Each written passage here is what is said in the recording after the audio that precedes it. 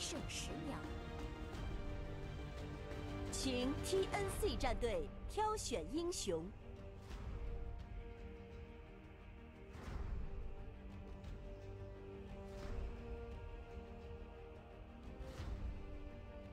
请夜眼方选择英。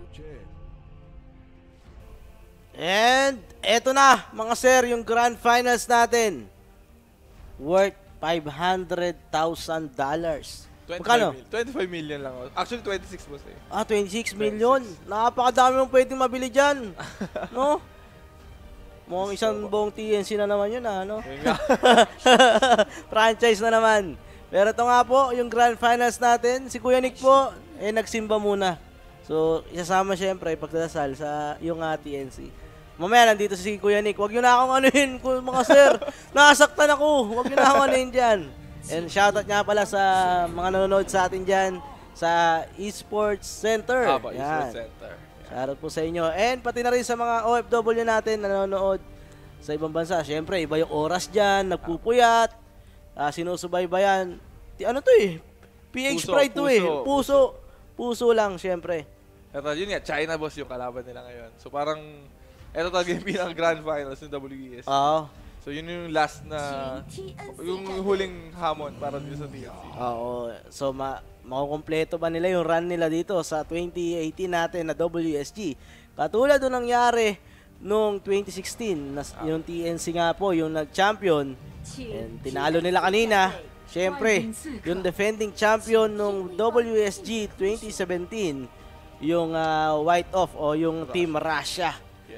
And ito, TNC Chen, pati yung Phantom Assassin yung kanilang first to pick. While Kin Gaming naman, ito, yung go-to hero nila, yung Razor. Against Ukraine kanina, two games nag-Razor sila. And then Lich para dito sa Kin Gaming. Pero boss, yung sa TNC din kasi, isa yan sa mga paborito na lang combination. Which is yung Chen and PA. Netong, kay Gabi at tsaka kay AU. Yung sa last, yung lilang game, yung sa Russia, binan two games. Etong si Chen. So alam naman natin yung magiging impact sana nito si AU. Pero dahil binigay ng Kin Gaming, possible din naman na meron silang strategy towards dito kay Chen. Oo, so etong Razor, maganda siya against Phantom Assassin diba? Kuha na mo lang ng damage. Yung Phantom Assassin, sigurado kailangan niyang mag-out dun sa range ng static link netong si Razor. So yung TNC dito, ang pwede na lang gawin, mag-build sila ng mga early 4-stop, your Scepter to control this Razor, or pwede rin namang mag-double core sila. So kung yung isa yung ihigupan, yung isa yung may damage, okay pa rin para side ng TNC. So let's see kung ano yung kanilang gagawin. Pero to Kin Gaming, binan nila yung offlaner netong si Gabi na yung Slardar. Ni Raven, yung Slardar. Kasi isa yun sa mga lagi talagang pinipik ng TNC. Nakita naman natin boss yung last game ng TNC na medyo questionable din yung Razor ni Raven. Although nagawan pa rin nila ng paraan, naging counter pa rin siya against kay Troll Warlord. Pero mas nag-excel kasi si Raven doon sa mga heroes na makukunat sa unahan. Kumbaga siya yung pinaka-bouncer netong TNC Predator. Magkano premium ng second place? 200,000 po. Secured na yung 200,000 mga sir. $200,000. So magkano yun? 10 million. 10 million. Kulang pa lang. Mahigit kumulang. Pero ang kaibahan, syempre, iba pa din. 15 million in difference. Sobrang laki. Kaya naman kailangan nating ilaban to mga sir. Pride na sa Pilipinas yan. Plus, syempre, pera din para dito sa side ng TNC. SD ban agad. Isa sa mga go-to hero din kasi ni AU yan eh. Once na ma-open yan, automatic pinipik ni AU. Pero yung Chen naman yung napabayaan dito ng Kin Gaming. And then the Nature's Prophet. Maganda yan. May pang-sprout. Makokontrol mo yung Razor. Yun nga yung sinasabi natin na kailangan ma-hold mo sa position yung Razor para naman hindi siya makasunod once na mag-static link siya. Tsaka yung pushing capability ng TNC sa early game kasi meron silang Chen tsaka Nature's Prophet. So pwede silang agad mag-engage. Lalo na kapag nagka-item agad si Gabi. While yung Kin Gaming naman, ito yung isa sa mga team na kahit na-nerf yung Dark Willow, sila yung gumagamit yan. Actually, boss, ang pinaka-combination nila nung group stages is Keeper of the Light tsaka Dark Willow. Kaya rin binan ng TNC. Pero pinik pa rin nila yung Dark Willow. So yan nga po yung Dark Willow. Si Kaka ata yung nag-Dark Willow dyan. Makulit mag-Dark Willow yan eh. Tsaka tulong siya boss sa Razor para may control yung Razor, makahabol. Yun pa. Isa pa sa maganda yan. Ayan naman yung mayaman na NP ni Teams. Tingnan natin. Yung NP niya kasi talaga nabibigyan ng space. Nag-neutral lang, Midas, and then saka siya nakapag-farm talaga. So ito nga po yung Grand Finals, mga sir. So lahat tayo sumubaybay. Grabe boss yung lawan kanina. Oo. Kung Kung grabe yun, naku, sa tingin ko mas grabe ata tayo ngayon pareho sila boss na aggressive Pag kagaya ng Virtus Pro, yung Kin Gaming, ano na sila, nagfo-focus din sila on the early game. Actually, kung titingnan natin yung mga past games ng Kin Gaming, halos sila lagi yung nananalo ng first 10 kills. Sobrang aggressive nung both teams na to. So talaga makikita natin bakbakan sa umpisa pa lang. And speaking of bakbakan, Ursa Warrior para dito sa side ng Kin Gaming, isa sa mga early heroes na pwedeng pumalag ng kahit walang item, di ba? Yan nga, boss. Tsaka yung early Roshan, very important din siya, lalo na sa meta na to. Kasi yun nga, since early game heavy yung meta, as much as possible, marami dapat kayong buhay or kaya nyo masustain yung mga team fights. So, yung Ursa, very important din siya para makuha kayo ng ages. Pero yung pagtira ng Kin Gaming dito sa tower, medyo mahina pa. Kasi pareho naman yung Razor tsaka Ursa na hindi naman sila tower hitter. Compared dito, actually pati si PA So, yung magiging tower hitter dito ng TNC is yung Nature's Prophet pa lang at the moment. Pero medyo mahihirapan din ata yung Kin Gaming dito mag-high grounds, no? Ursa, Razor, siguro Aghanim Scepter na Razor, yan, pwede makabasag ng torre. Pero with this Ursa, parang yung high ground potential nitong Kin Gaming medyo mababa. So let's see kung TNC makikita nila yon and pwede silang mag-go to late game, no? Kasi wala pa rin boss yung hero ni Armel. Although pwede kasi sila mag-pack para yung kiting potential. Venom. Best of ilan? Best of 3 lang po. Best of 3. And eto, yung isa sa pinakamagandang heroes against Ursa. Yung Venomancer, mga sir. Most likely si Raven boss ang gagamit. Off lane, no? Venomancer. And nakita natin si Raven na sobrang dami niya palang hero dito sa off lane. Kahit sino, pwede niyang gamitin. Actually, ang ini-expect kong magiging mga heroes niya, boss, yung more sa parang mid lane heroes din. Mga Pac, mga Queen of Pain. Ang iniisip ko naman sa kanya, yung mga tipong MK offlane, Void offlane, mga pang-carry pa din. Pero nakita natin, nag-Bat Rider siya, nag-Slardar, nag-Beastmaster, Brewmaster. Pati rin yung Pac, yung ganda rin performance. Nag-Pac siya, nag-Razor siya. Sobrang dami yung hero dito sa offlane. And then ngayon, mukhang magwe-Venomancer naman. Etong si Raven sa offlane. Ang magiging problem naman dito boss ng Kin Gaming, sobrang daming alaga na coming from TNC Predator. So yung wave clear, yung kailangan i-pick dito ng Kin Gaming. Yun yung problema nila no? Yung plasma field pa lang, tama. Ito ni Razor, yung may pang damage dito pang AOE So kumbaga yung pushing capability ng TNC, lalo na kapag siguro mga around 10 minutes, may hirapan yung Kin Gaming mag-defend kasi Ursa Warrior hindi pa siya ganun kalakas, wala pa siyang Blink Dagger ng mga ganung minutes. So yun yung pwedeng i-capitalize ng TNC mamaya. Yung Razor ba dito ng Kin Gaming sa nila pinapesto? Offlane din boss. Pero Ursa, i-carry mo kaya to? Actually, alam ko yung isa nila boss, nilagay yata nila sa mid, tapos isang offlane. Nakita rin din ng TNC dito, wala sila masyado pang huli. Sige, magkapak ako, sabi dito ni Armel. So, Pac, yung pinili dito ng TNC Predator, mukhang confident sila sa kanilang 5 pinili rito. Let's see, Kin Gaming, kung ano yung sagot nila. Yung last pick nila dito, nandito yung bola. Sa tingin ko, kasi yung 4 na pick nila na to, medyo malamya Actually, walang the Doombringer. So, Razor mid. Razor mid para sa Kin Gaming, and then offlane Doom carry nga yung Ursa Warrior. Ito nga yung medyo makulit yung Doombringer, no? Pag gumanda naman yung early dito ng Doom, kaya naman niyang isolo kill kahit sino dito sa side ng TNC. Pero ang nakikita ko kasi boss, magiging parang 4 protect 1 ulit, similar ng mga last place itong TNC Predator. So si Gabi yung magdadala ng game para sa kanila. And tingin ko kasi once na ma-doom si Gabi, yun yung magiging crucial part sa gaming. Pero once kasi na mag-snowball din naman, etong si Gabi, kahit ma-doom siya dito, kaya pa rin niyang pumalag. Kasi hindi naman nawawala yung critical kahit ma-doom yung hero. So nakita nyo na po yung ating draft ngayong game number 1. Sino sa tingin nyo yung makakalamang dito? Siyempre alam naman natin yung sigaw ng puso natin Nakita lang natin yung draft. So sa tingin nyo, lumamang ba tayo rito ng sobra-sobra? O tamang lamang lang? O lumamang yung kalaban sa atin mga sir? Actually, boss, tingin ko magiging Armel show dun Kasi yun nga, walang pang control kay Armel, maliban dun sa Doom. Although pwede rin siyang kontrolin ni Dark Willow. Pero kaya niyang ilagan kasi may mga phase shift, may illusory orb na pang out dun sa mga engagements coming from Dark Willow. 50-50 lang ang pick. So, yan. May isa na 50-50. Pero okay naman daw.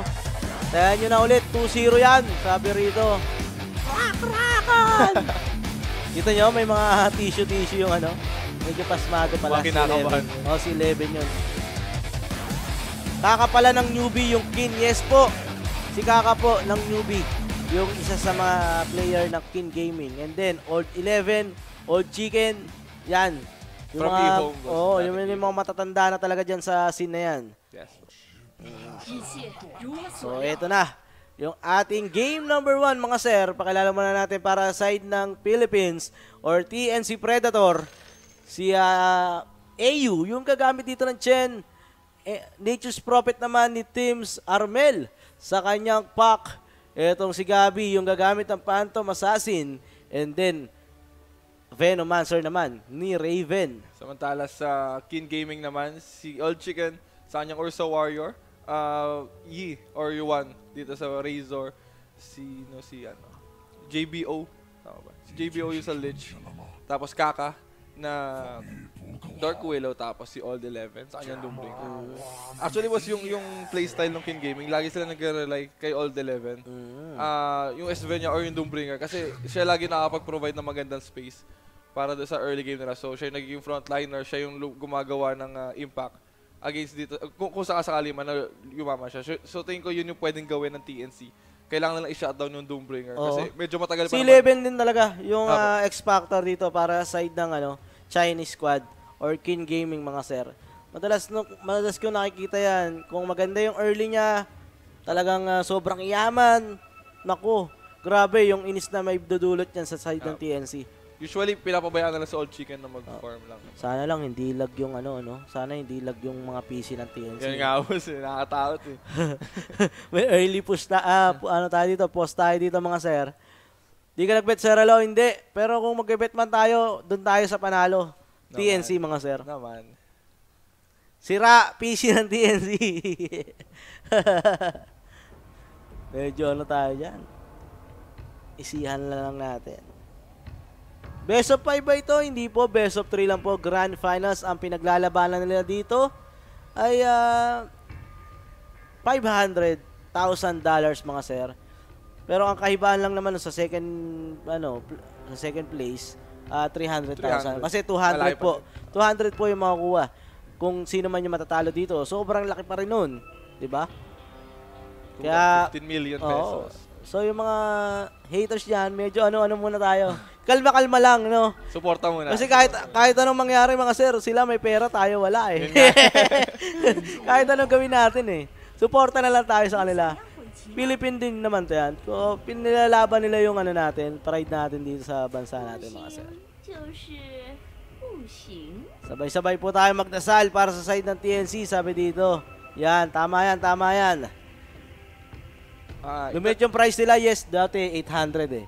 So, 500 na lang ngayon. Malaki pa rin. Parang alam ko $1 million yung price pool before. Oo. Ngayon, 890 na lang. Okay. So, medyo bumaba ng bahagya. Pero okay lang, di ba? Kasi isipin nyo, hindi ito major, hindi ito minor. Talagang pride lang. Bansa nyo yung nilalaban nyo rito eh. Kita nyo naman yung flag. Hindi naman siya team logo yung nilagay yan. Talagang Team Philippines, Team China. So, walang masama. Pride plus pera. Okay lang yan, di ba? Palag-palag na talaga. Kumbaga boss, buong bansa yung dala ng TNC dito. Yun. Hindi lang buong basta bansa. Bulaga. Wag. So ito, Kaka. NC11 yung magkasama din sa bottom lane. Si Dark nandun din mga sir. So try lane ata yung bottom lane nila rito or magko-contest lang ata sila ng rune.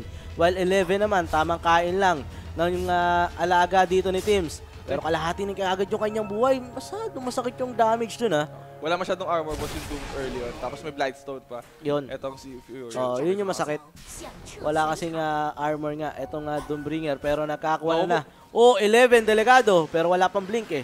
Dagger yung first kill dito na itong si Gabi. So makakaligtas naman yung Doombringer doon, pero yun nga lang, pulahan na. And mapipilitan siyang gamitin yung kanyang salve. So at least boss, diba, nabawasan na din yung Yes. consumables nitong si Doom. Pwede sila lumaban ulit mamaya. Pero maganda naman sa Doom, meron naman siyang first skill dyan eh. Yung Devour niya, meron naman regeneration niya. Yung second skill niya, wala na regen yun. Damage na lang yun, mga sir. So, iniba na. Yung sustain ni Doom din sa early game. Kasi hindi naman ganun kalakas yung DPS nitong sa bottom, yung kay Gabi tsaka kay Tims. Pero malakas sila sa harassment. Hindi lang nila kaya kagad patayin yung... Ang ganda naman nun. Nakakuha natin yung courier kagad ng King Gaming. Libre yung pera sa atin. And then 11 naman ngayon. Delikado din sa bottom lane. Pero magpupuno-puno lang siya dyan. At hindi na siya harasin. Dito na itong si Tims. Pero nakaisa na kagad dun sa courier. Ito nga TNC mga sir. Actually, madadali din yung item nung mid laner if ever man. Kasi kagaya nito, si Armel, nagdala na agad siya ng item sa mid lane. So, pwede siya may pagharasan. May mga consumables na siya compared to kay Razor. Na mag-antay siya ng core. Oo. Boss Alo, ako yung nagpa-shoutout dati about dun sa nawawala sa taga-Italy. Nakita na siya. Maraming salamat po. Go TNC yun, no? Ayos yun. Ayos yun. Good news para sa atin. And ito sa bottom lane. 11, ang gandang body blocks na ginagawa dito nung Treyant ni Tims. 11, delikado. 11 na po first blood by Yespo and Tims. Getting that first blood, hindi si AU. Dati si AU lagi nakapag first blood eh. Pero hindi pa sila tapos. Kaka naman ngayon yung next target dito ng TNC at mamamatay. Hindi tumama yung stun dito nung Doom. Pero Gabi, mabubuhay ba? Naku, namatay din sa tower damage. Pero maganda pa rin yun para sa side ng TNC. At least boss, yung ang nakapatay sa kanya yung Dire. Medyo buggy lang yung 126 gold each. Kasi nakalagay doon 126 gold each, pero hati-hati na sila doon. So at least mura lang yung nabigay ni Gabi. 126 divided by 5. Po. Ilan? Mahirap yung 31.5. O yun. Sabi ko sa inyo eh. Sabi ko sa inyo, 31.5. Hindi, parang 20 yan. Oh, 31.20. Di ba? Sabi sa inyo, ganong karami po yun, yung gold na yun. Medyo mababa lang, di ba? So ito, Raven. Gusto ko yung matchup doon sa top lane. Yung Venomancer against Ursa Warrior, kahit gusto mong kumalmot, palapit, hindi ka makakalapit eh. 25 lang, boss. 25 lang. 25 kasi lang. 150 yung, 250. Tama ba? Tama pa rin ako, 25 lang. Basta yun, hindi ko na alam. Nabigla tayo ng mat bigla eh. Nabigla ng mat eh. Ayan, kita mo. Gusto na siyang lapitan pero hindi siya malapitan dahil sa mga slow ng poison. While AU, tamang haras lang din. Well played yung ginagawa na din sa top lane. Hinaharas nila itong Ursa. Kita mo naman yung last hit ng Ursa. 10 and 2, hindi ganun kalayo doon sa Venomancer na mas malamang pa nga yung Venomancer. 12 and 3, itong si Raven doon sa top lane. Which is okay nga boss sa TSC kasi si Ursa dapat yung mag-provide ng tempo din eh, pagdating ng early game. And si Venomancer naman, level lang naman yung importance sa kanya early game. Kailangan lang niya magkaroon ng Poison Nova, kailangan lang makapag-create ng space para dito kay Armel at saka kay Gabi. May slow pa nga daw ng multo pero yun, si Dark nagpa-deny. Doon sa may torre din. 126 ulit, boss. 126 ulit. Alam ko na yan. 25.2. So, yan. 3-1 yung score natin. Nakakalamang tayo rito sa early phase ng ating laning stage. Pero, syempre, hindi nagtatapos dyan yan. Kita nyo naman yung harassment sa top lane. Si Old Chicken. Naku. Mga naging lechon siya rito sa top lane, may slow pa nga ng mga nung creeps dito na itong Chen. Yung multo. Maganda nga yun. And eto, tingnan natin. 11 naman sa bottom lane. Maganda rin yung kanyang start dito. Kahit na nabigyan siya, kahit na na-first blood siya doon, etong last hit niya, hindi wala sa kanya. Automatic may Devour. Yung kagaya nga sabi ko, boss, hindi siya kasi kayang patayin basta-basta dahil nga doon sa regen. Coming from the bar. Masyado mataas. May tulong din ni Kaka. So, swerte na rin actually yung TNC na napatay nila kagad yung Doom. May early lead na rin. Etong si PA. Pero Ursa Warrior, delegado dito, mukhang mayayari siya. Ito, pinapatay siya ng malayuan. Yung mga alaga lang ni Chen, yung pumapatay sa kanya rito. And yung slow nung poison dito ni Raven. And Raven securing that kill dito kay Old Chicken. Hindi pa sila tapos. Si Dark naman ngayon, yung next target dito ng TNC. Grabe naman yun. Pinagdadive nila dito yung alaga ni Chen. And double kill sa top lane mga sir. 5-1 yung score natin. Lamang ng 2K itong side ng TNC. Actually, very uncommon po yung ginagawa ni Chen. Na kumukuha kagad siya ng early levels nung summon ng creeps. Kasi usually Divine Favor yung ginagamit. Talino na yun, no? Kaya nga boss eh. Grabe naman. So yung harassment nila dito, mas malakas sa top lane. Kasi dahil meron silang dalawang bata doon. Hashtag Kulangot Warriors. Naalala ko yung post na yun. No, yung post niya na yun. No? Kita nyo naman, napakatalino. Kasi yung iba yun, parang ay hindi, ganito talaga yung build ngayon ng Chen eh. Dapat ganito gawin ko. Pero yung siya hindi eh. Alam niya kung ano yung kailangan nila. Yun ang pinaka-importante. Kung ano yung kailangan, yun yung gawin. Miso. Diba? Napakahusay nga. And eto na. Tingnan natin, si Old Chicken nahihirapan pa rin. Yung gitna naman, mukhang tamang farmal lang sila dito. Lamang yung tatlong cores dito ng TNC in terms of net worth. Ayan, naunguna. Etong si Gabi. And then Raven. Oh, kita mo naman yung posisyon. Palitan lang sa taas, no?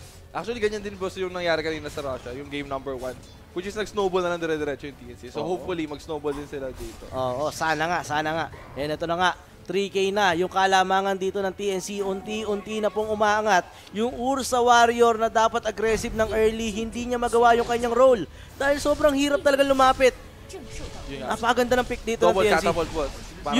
Yun pa. Plus yun pa. Once na mag 5 minutes talaga yun eh. Double catapult, yan na yung push potential ng Chen. Ay nagko-connecta na rito. Tier 1 tower sa top lane. Makukuha na nga po ng TNC 100 gold yan. Mga sir. Pero pwede pa silang umisa po kasi dalawa pa rin yung catapult. Oo, grabe naman. Nasaan na yung depensa dito? The Great Wall of China. Mukhang hindi nagpapakita rito sa laro. Dahil mahirap pa eh para sa kanila na mag-engage. Mukhang kailangan nila dito i-pressure si Gabi sa bottom lane. Mukhang gano'n na nga yung ginagawa nila. Dinadive na ata nila si Gabi pero di pinapakita sa may camera natin. Bottom lane please! Ayun na, dinive nga nila si Gabi pero hindi nila napatay. And then the call will be committed dito by Armel. Delikado yung doom dito. Kahit na medyo mataas yung kanyang sustain. Yung damage naman ng TNC, enough na ata. Mamamatay ba siya? Uy! Naku! Makulat nga pero namatay pa rin siya doon. And then the blur coming from Gabi, hindi siya na normal. Pero ang ganda ng rotation boss nung pa. Kasi at least, diba, naligtas nila si Raven. Habang nangyari yun, nabasag din ito si Raven sa top lane. So halos wala pa magawa.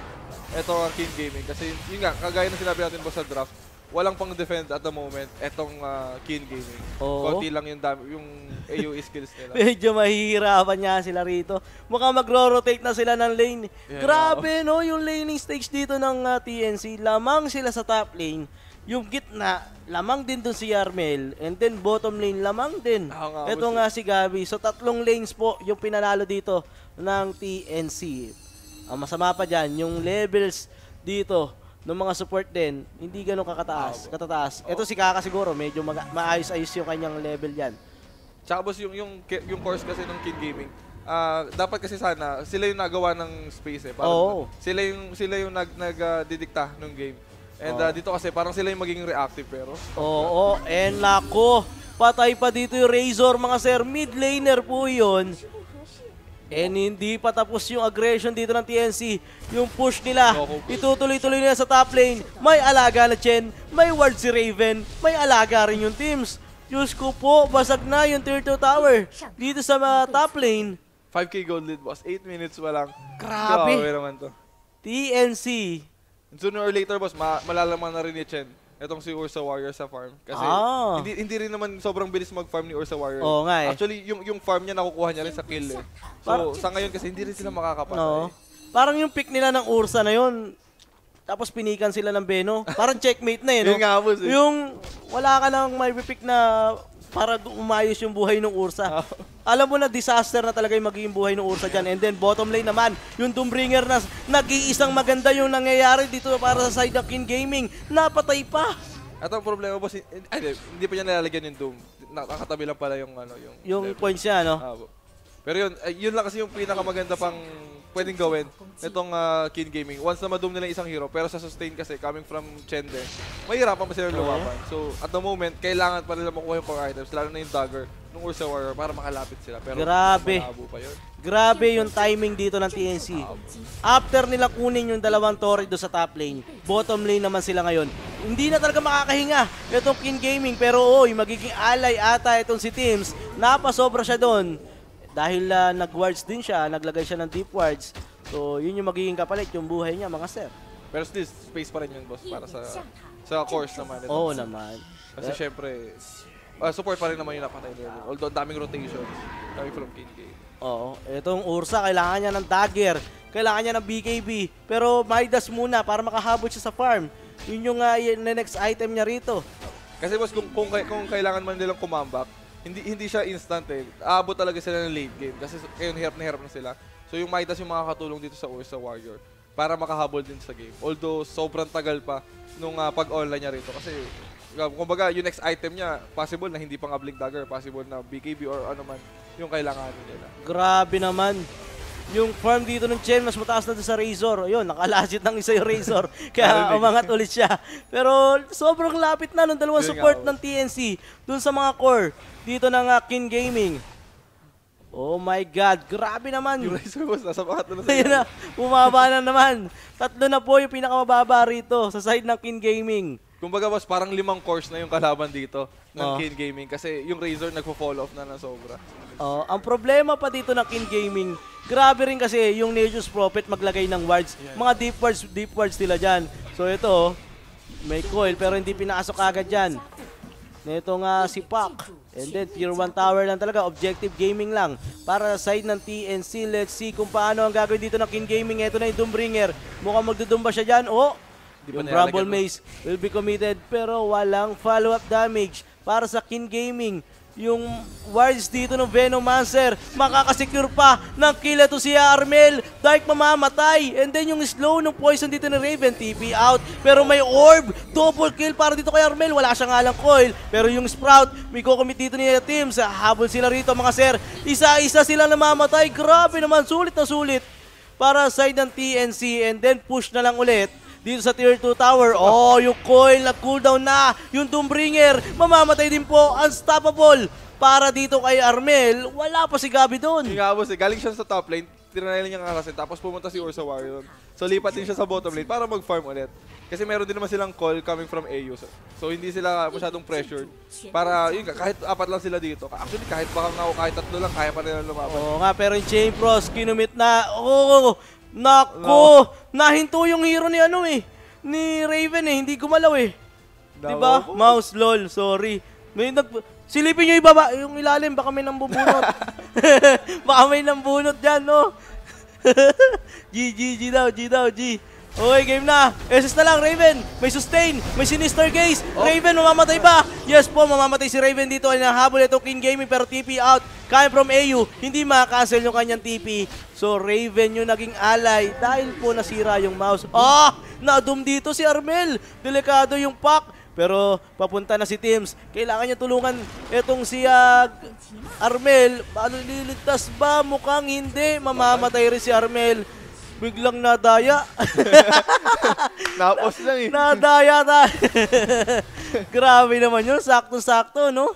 Pero yun yung pinaka-way, boss, ng King Gaming para manalo. Yung Doom. Alin yung way nila? Yung Doom. Yung Doom. Kala ko naman. Oo nga. Pero ang good side sa TNC, cooldown yung Doom for 2 minutes. Yeah. So may way sila para bumasag pa ng maraming tower. Pwede rin sila mag-Roshan actually kasi yun nga, meron naman silang wards. Plague wards coming from naman. Grabe naman yung timing nung nasira yung mouse ni Raven. Nakita mo, hindi gumalaw yung Venomancer, di ba? Parang 2 seconds siyang di gumalaw.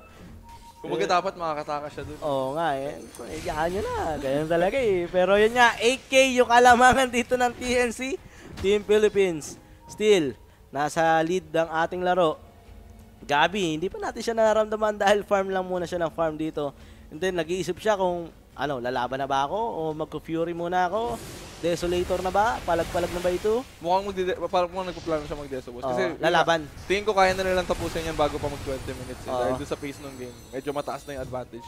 Pero syempre, yung mga pagkakamaling maliliit, wag nilang palakhin. So, dahil may comeback potential din naman itong King Gaming. Once na makuha din boss ng King Gaming yung key items. Yung mga sustain, lalo na pag may kumunat na yung mga heroes dito ng King Gaming, medyo mahihirapan na rin itong TNC na bakbakin yan. Diba? Kailangan isihan lang din. Pero yung sustain naman kaya from TNC, ayan na nga, yung mechanism kanina ng Venomancer, nakita natin, medyo matagal siya patayin doon. So, palag-palag yan. Mamaya, kung may Crimson Guard siguro siya, mas matagal siya patayin. And pipe, no? Possible. Tsaka yung Hand of God din coming from Chet and Divine Favor. Nakahabol bigla yung Ursa sa farm. Ngayon yung power ng Midas. And hindi naman din siya nagpapakita sa mapa. Talagang farm lang hindi yung ginagawa niya. Pero Raven, may ispatan dito. Yung Bedlam, ang sakit mga sir. Raven, delikado. Raven mamamatay. And then nahabol sila ngayon dito. Alam nila na outnumbered etong side ng TNC, kaya naman out na muna sila. And makakaligtas naman yung mga inahabol dito ng King Gaming. Naku, unti-unti na bumabawi. Parang ganun lang kailangan nila, no? Yung isang task momentum na para sa side ng King Gaming. Tsaka nasusulit boss ng King Gaming yung yung paghiwa-hiwalay nitong TNC. So nakakapitalize nila. Kasi kagaya kanina, hindi kaya labanan ng King Gaming yung heroes nitong TNC once na magkumpulan na sila. Kasi wala silang wave clear. So ngayon, hindi ko lang sure kung bakit nagsistay pa ako. Siguro inatay na lang Desolator ng Phantom Assassin. Sakto na. Buo na yung Desolator dito ng Phantom Assassin. Pero yung Razor, parang pub game lang, nag-build siya dito ng Blade Mail. Which is, kumbaga boss, parang kailangan mo mag-imakuna at the same time, kailangan mo mag-deal ng damage early. So yun yung naging way niya. Although, possible kasi mag-follow up agad yun. Once na, yun din, magkaroon ng item na rin itong si Gabi. Parang hindi na siya umasa dito, tatangkin na lang ako, kukunin ko na lang yung damage, ibabalik ko sa kanila, ikaw na bahala, Ursa. Yun na lang yung gagawin dito ng Razor. So let's see kung magiging effective yan para sa side ng Chinese squad. Dagger completed para sa Ursa Warrior. Naku, Gabi, hindi rin siya rito na Battle Fury. So yung farm talaga niya, hindi ganun kataas against dito sa Ursa. 1K lang yung kalamangan. Pag-smoke sila. For Roshan din, boss. Pero naispatan yan. Nung wards netong TNC, alam ata nila yan. Pero Roshan, kinukuha na dito ng TNC. Let's see yung contest coming from King Gaming. Papunta na. Pero top lane sila. Si Nature's Prophet nagpakita sa top lane. Yun na tayo mahuli nila. Naririnig kaya to? Natatalanta yata. Naririnig kaya to sa stage? Ganun ba? Pero ito na yung naku, yung Doom. Kinumit dito, yari. Si Gabi makasir, and then yung sustain, pero kulang. Yung sustain na yun, buyback committed para dito kay Phantom Assassin. Yung Aegis of the Immortal, kanino mapupunta, pero patay silang lahat. Dito, and teams pa yung nakakuha nung Aegis of the Immortal. Si Chicken, ano ang gagawin mo? TP out, may pang-castle pa sila dito? Wala sila pang-castle, pero 4 heroes down para sa side ng King Gaming. And maganda yon para sa side ng TNC, pero nag-buyback doon itong si Gabi. Medyo napasama yung positioning ni Gabi doon. Pero since mas mayaman kasi sila at the moment, yung sustain coming from Raven, coming from AU, napatagal nila yung game. Eto, kapag kasi wala na yung Doom, wala na ring static link coming from Razor, tapos nakita nila yung Ursa Warrior, wala nang pampalag etong King Gaming. So yun yung kailangan gawin natin. TNC, kakatok na kagad. 70 minutes ng ating laro. Third tower sa top lane yung kanilang target. Let's see. Ito na ba yung Great Wall of China? Papakita na ba dito ng King Gaming? Dedepensa sila dito ng high grounds. Gabi, kailangan niya mag-ingat. Kaka-buyback niya lang yan. Yung static link naputol niya rito. Pero tinamaan sila ng stand doon. Let's see yung follow-up. Ito na yung coil. Razor, kakabuhay mo lang pero may blade bill siya yan. Kaya hindi siya normalin. Naku, mayayari ata si Teams. Magamit yung Aegis dito. Pero Razor will fall sa side ng King Gaming. Pumasok si Kaka sa loob. Anong mangyayari? Sino mamamatay? Razor mag-buyback. Pero yung Dark Willow mamamatay rin mga sir. Yung ultimate nung Nature's Prophet napakasakit. Nag-bounce yun. Doombringer malapit na mamatay. And mamamatay na nga po siya yung Ursa Warrior. Gusto kumalbot. Pero napasok siya doon sa may punuan. Yari dito yung King Gaming. Nag-buyback na lahat dyan. Pero walang namamatay. Sa side ng TNC and dieback yun mga sir. Buybackan na ito. 4 na heroes boss yung nag-buyback pero mga lalaban pa rin itong TNC. Grabe yung sustain dito ng TNC. Walang namatay sa kanila mga sir. Tsaka boss yung kiting potential nila, Nature's Prophet at tsaka yung Venomancer. Well played para dito sa side ng TNC and nako, dire-diretso pa sila dito. Alam nilang walang buyback yung Razor mga sir. 4 lang yung dedepensa dito para sa side ng King Gaming. Nakakuha nila ni Rax dito sa may top lane. Sino ang next target? Ito yung Curse Crown. Dito lang magkoconnect yan. Kaya Phantom Assassin. And then Mega Crips. Makukuha dito ng TNC sa top lane. 19 minutes ng ating laro. Down na po kagad yung Rax sa top lane dito ng Kin Gaming. Plus 17k gold lead, boss. Ang sakit din nung ultimate ng Nature's Prophet. Nakita mo yun? Nung nag-bounce na gano'n, no?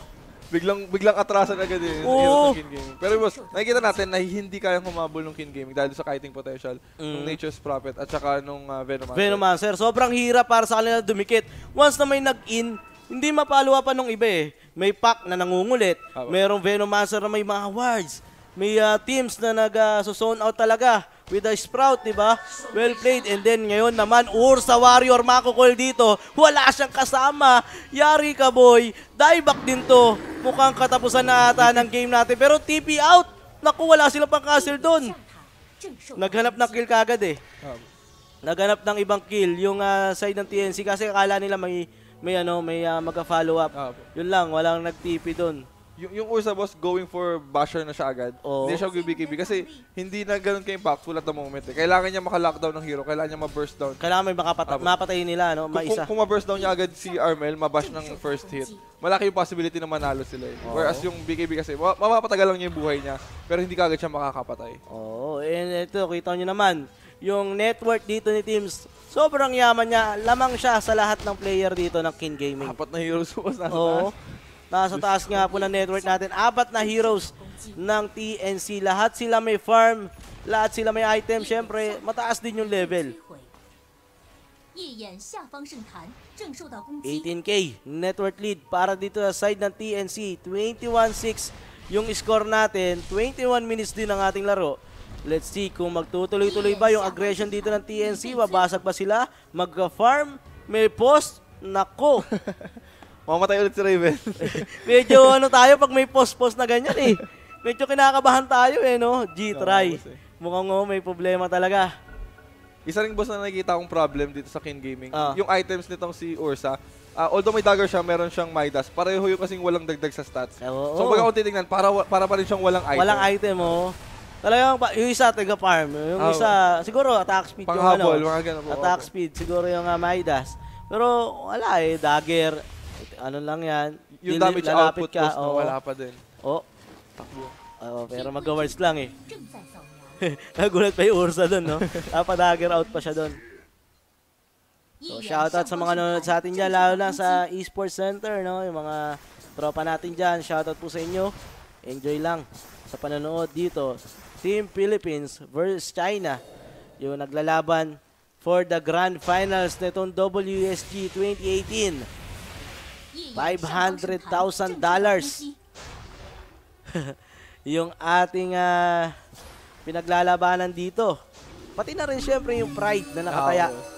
Yung pakiramdam na itaas nila yung trophy. Medyo may rivalry na talaga. May init. May init, Hindi lang simpleng Grand Finals yung nasaksihan natin. Alo, nakainuman na kita. Grabe ka naman. Eto na. Mag-push na dito yung side ng TNC. Nakismoke sila dito. Doombringer kagad. Hindi mabibitawan yung Doom. And dieback yan mga sir, no? Walang buyback yan. Hindi pa namatay. Talagang tiniis pa ng TNC na hindi patayin yun, Pero patay ata yung Razor dito. Pumasok si Armel. Puro pulado na. Puro pulado na yan. And nako, yung clip dito, napapap na rin. Pero nagamit na boss ng TNC yung mga cooldown. Yung BKB, no? Wala na yung BKB din si Gabi. So kailangan nila mag-ingat. Papasok ba? Etong Dark Reload. The stun. Yung Centaur. Yari ata siya dyan. Hindi pa rin namamatay. Konti na lang yung buhay niya. Pero unti-unti lang bumabagsak yung rocks nila di sa bottom. Grabe naman. 11. Pinapatay nila na malayuan, no? Pero na Sinister Gaze. Dito yung pack. Madudumba siya. Hindi. Yung poison. Dito ni Raven, ang sakit ng damage. Kita mo naman, binabounceatan niya lahat ng heroes dito. Ito na yung Chain Frost. Mag-bounce ba yan? Hindi. 2 bounce lang ang nangyari doon. And then, ito na yung rocks sa bottom lane. Nasa na yung depensa dito ng China. Hindi natin maramdaman. Aray! Grabe naman! Aray ko! Napagano siya, no? Kaka! Sakit! Dami ng Dark Willow, mga sir. Tinamaan siya na. Pero ito yung Doom. Magagamit ba? Inakol pa siya rito. Hindi na bitawin yung Doom. Namatay pa kagad si Old 11 dito mga sir. 70 seconds down yung Doombringer. Yung Razor, pinipilit niya to pero GG will be called sa side ng King Gaming and Team Philippines. TNC Predator getting this game number 1. Itong best of 3 lang po ha. Best of 3 lang mga sir. Parang hindi Grand Finals, boss. Parang mas Grand Finals pa yung last. Pero kung tinignan kasi natin yung draft nitong TNC, yung kiting potential. Checkmate, no? Checkmate eh. Yung control nila with Venomancer and the Nature's Prophet, sobrang, pati yung, actually, yung pack, sobrang hirap lumaban as King Gaming. Kasi kahit may mga Blink Dagger sila, nape-prevent din yun ng mga Plague Wards na normal sila. Grabe.